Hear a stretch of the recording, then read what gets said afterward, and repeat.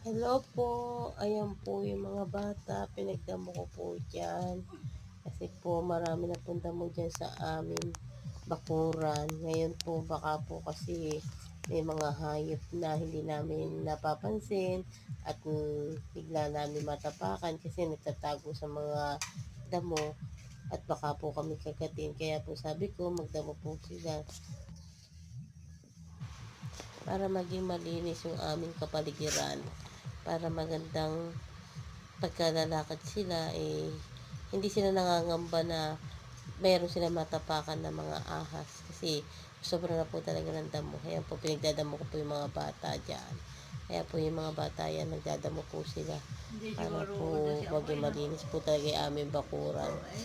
Talaga po mainit po dyan, kaya po ayan, nakikita nyo po dyan. Ayan po mga nagdadamo po sila. Bye!